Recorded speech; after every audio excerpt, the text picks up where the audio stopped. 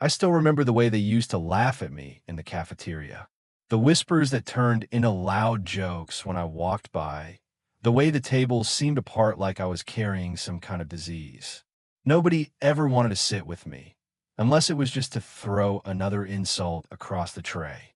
Fat boy, whale, Big Mac.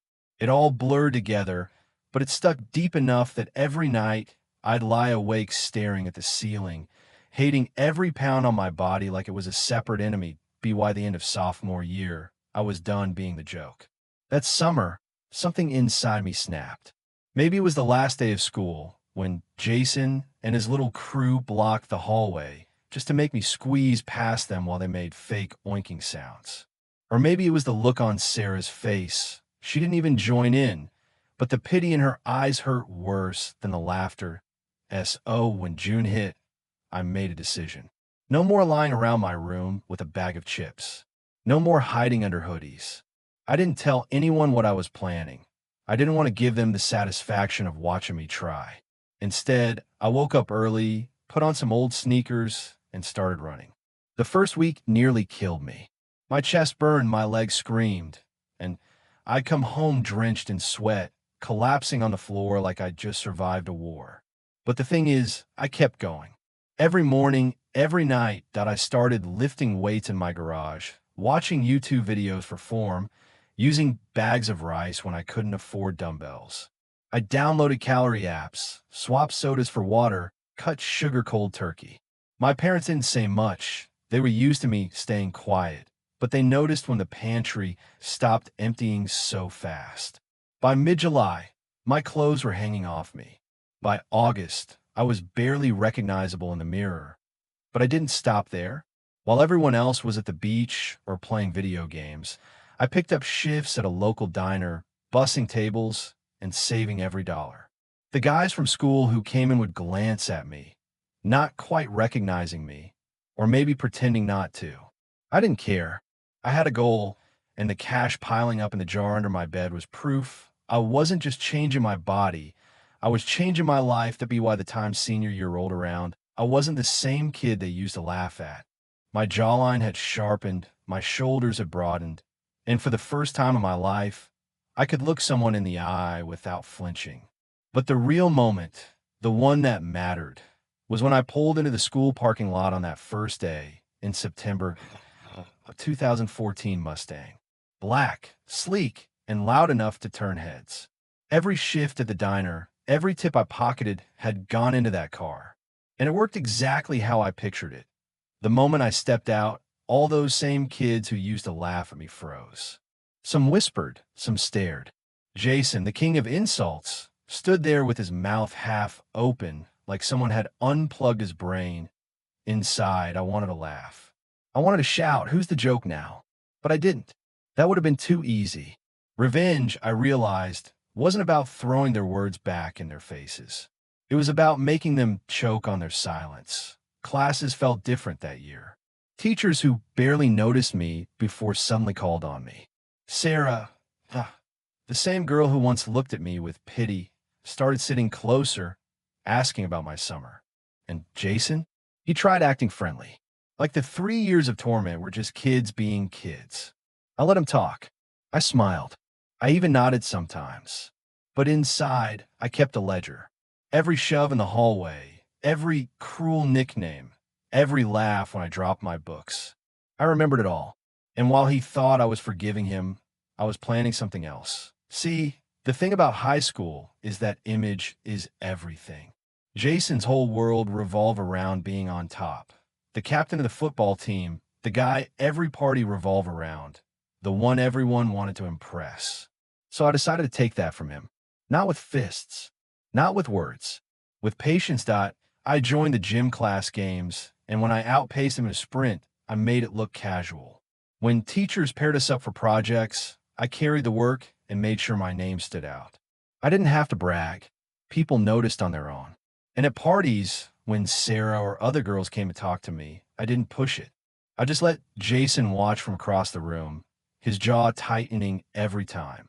The real strike came during homecoming. Jason expected to be king. He'd been crowned 2 years in a row, and his ego was bloated enough to think it was automatic. But this year, something shifted. People who used to orbit around him started drifting my way. Not because I begged, not because I asked, just because I was there, confident, unbothered, the guy who'd rebuilt himself from nothing. When they announced my name on that stage, the applause hit me like a wave. Jason clapped too, but his smile was tight, his eyes burning. That was the moment I knew I'd won. Not just because I'd taken his crown, but because I'd done it without ever stooping to his level. Afterward, he tried one last time, cornered me by the lockers, said something about me thinking I was better than him now. I looked him straight in the eye, calm, steady. "No," I said. "I've always been better. You're just finally noticing." And then I walked away, leaving him standing there with nothing. The best revenge wasn't the body I built, or the car, or even the crown. It was the silence that followed. The realization that the guy they once mocked into the ground had outgrown them all. And that no matter what they said or did, they'd never get that power back. Because the truth is, I didn't just transform my body. I transformed the way I saw myself. And once I did that, nobody could ever touch me again. I used to think math was like some kind of secret language that everyone else understood, but I never got the memo. Every class felt like stepping into a room where the rules had already been written in a code I couldn't break. I'd sit there with my notebook open, numbers and formulas on the board blurring into nonsense, and my stomach tightening as I prayed Mr. Walker wouldn't call on me. But of course, he always did. He had this habit of looking right at me, as if he already knew I didn't have the answer. He'd smile that little smile, not kind, not encouraging, but the kind that made you feel smaller. Then he'd say my name, "Claire, why don't you solve this one for us?" Every time I stood up, I felt my knees weaken, like I was walking to my own execution. The worst part wasn't getting the problem wrong. It was the way he reacted. He didn't just shake his head or move on. He'd sigh, loudly, like he carried the weight of my stupidity on his shoulders. He'd make comments that sliced through me in front of everyone.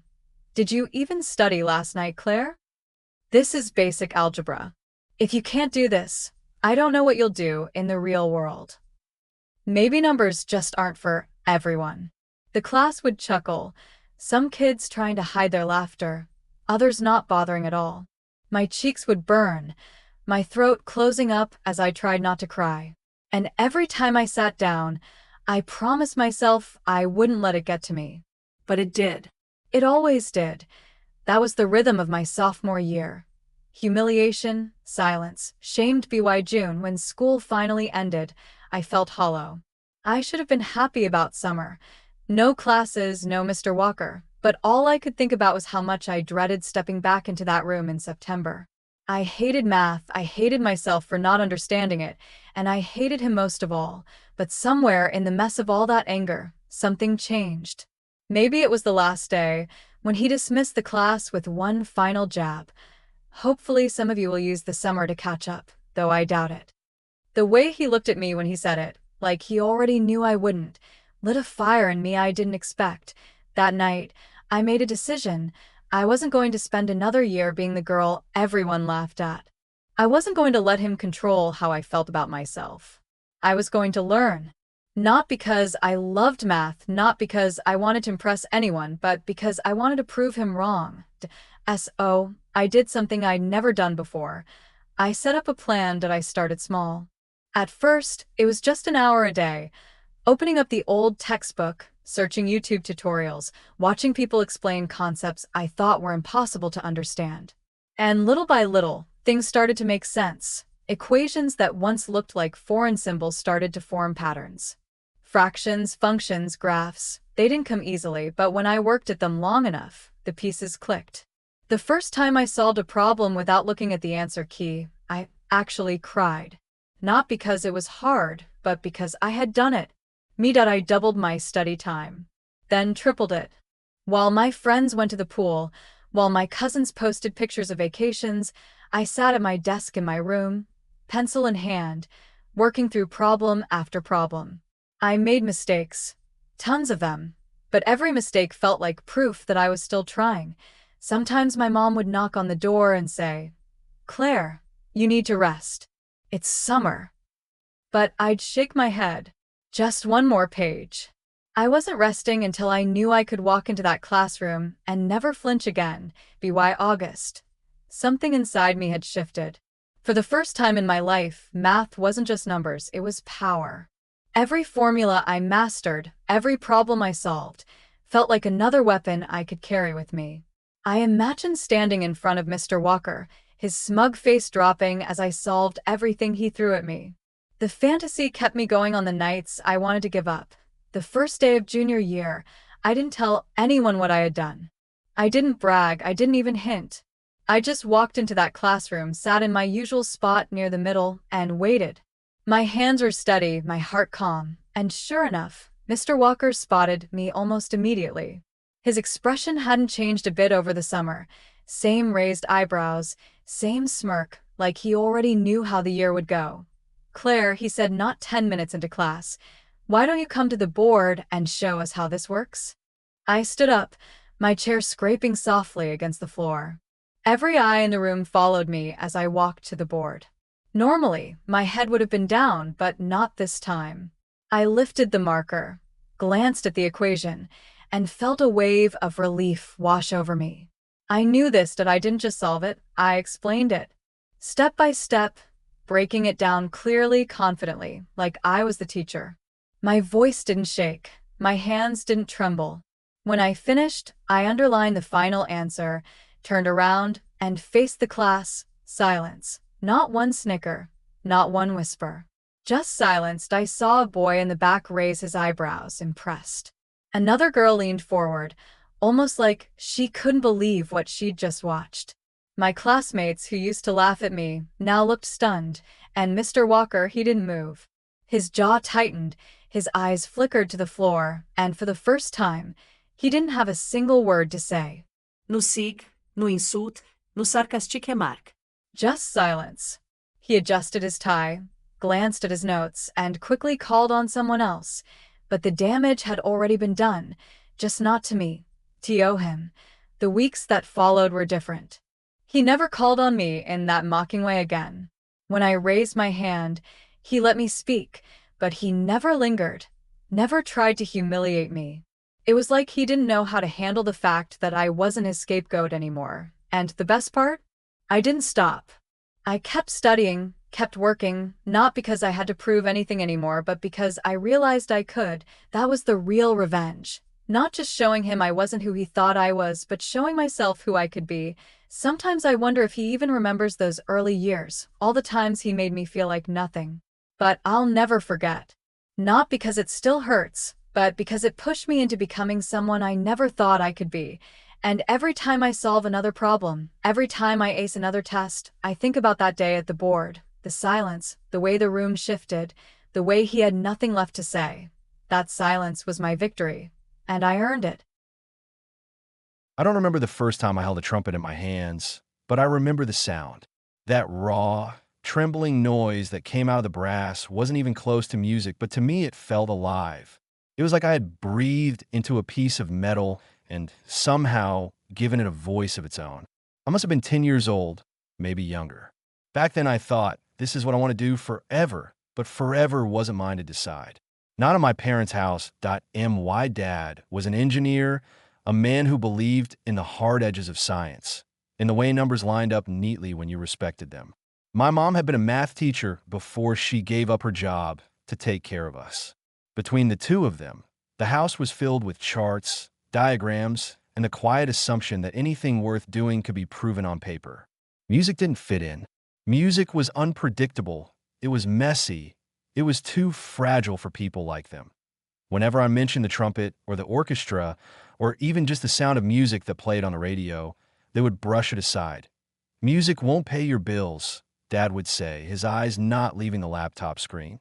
Be realistic, honey, Mom would add, patting my hand as if she were comforting me, though her words always felt like dismissal. You'll thank us later. So I thanked them, at least on the surface. I nodded, I studied, I solved equations I didn't care about, and I wrote lab reports that felt like someone else's life. But at night, when the house was quiet, I would pull out the trumpet I'd borrowed from the school's dusty instrument closet. I kept it hidden in the back of my closet, wrapped in an old sweatshirt, so no one would hear the metal clink when I shifted it around. I'd sneak out of the house just after midnight, carrying a stack of photocopied sheet music in my backpack. There was a park about half a mile away where the benches sat empty and the streetlights barely worked. That's where I'd sit, cold air biting my fingers, and practice until my lips ached and my lungs burned. The notes were shaky at first, but I didn't care. Each sound was proof that I wasn't giving up, even if my parents had already decided the path my life should take. That I'd whisper to myself, I'll show them. Not out of hatred, but out of this desperate need to be seen, to be believed. IN.IT went on for months like that. Nights of practicing until the horizon turned gray, mornings of dragging myself to physics class where I stared at equations like they were written in another language. The harder my parents pushed, the harder I leaned into music. And then one day, I found out about the auditions. The state's best music school was holding entrance exams that spring. They were looking for brass players, and the flyer said they'd even offer housing for students who made the cut. My hands trembled when I read it. This wasn't just a dream anymore. It was a door standing wide open, daring me to walk through. For 6 months, I practiced like my life depended on it. I watched videos of professional trumpet players, slow them down, try to copy their breath, their embouchure, their phrasing. I played until my lips split and bled, until the mouthpiece left a deep red ring around my mouth. I learned to control my breathing, to shape the notes so they didn't just sound but spoke. Meanwhile, my parents doubled down on their vision for me. They hired a math tutor. They made me sign up for summer science camp. Every time they handed me a new assignment, I accepted it quietly because deep down I knew I was living 2 lives. One was theirs. The other was mine. When audition day finally came, I didn't tell them. I said I was staying late for a math study group. I took the bus to the city, my trumpet case heavy in my hand, my stomach knotted so tight I thought I might throw up before I even played a note. The room was full of kids who looked like they'd been born holding instruments. Perfect posture, polished shoes, parents whispering last-minute encouragement in their ears. I stood alone in the corner, clutching my worn sheet music, wondering if I had any right to even be there. But then they called my name. I walked into that room with the judges sitting like shadows behind a long table. I set up my stand, adjusted my sheet, and for a moment, everything went silent. I could feel my heart in my throat, my lungs fighting for air. And then I played like the park at midnight. I played like the boy who had been told no his whole life and decided to answer with music instead. I didn't think about the judges or the school or even my parents. I thought about the first time I ever touched the trumpet, about the sound that felt alive. I gave them that sound, raw and trembling but mine. When I finished, the silence that followed was heavier than anything I'd ever carried. One of the judges finally nodded, scribbled something on his paper, and I left the room not knowing if I had failed or flown point 2 weeks later. The letter came. Congratulations. It began. My vision blurred as I read the rest. I had been accepted. Not only that, but they were offering me a place in the dorms, a chance to step out from under my parents' roof and into my own life that I told my parents that night. They didn't smile. They didn't hug me. My father's jaw tightened, and my mother's eyes filled with that same pity she always gave me when I spoke about music. You're throwing your future away, Dad said quietly. You'll regret this, Mom whispered, but I didn't. Not even when I failed my math and physics exams miserably, proving once again that I wasn't the son they had hoped for. I packed my bags, took the trumpet that had been my secret, and walked into the dorms of the music school like a man finally stepping into sunlight.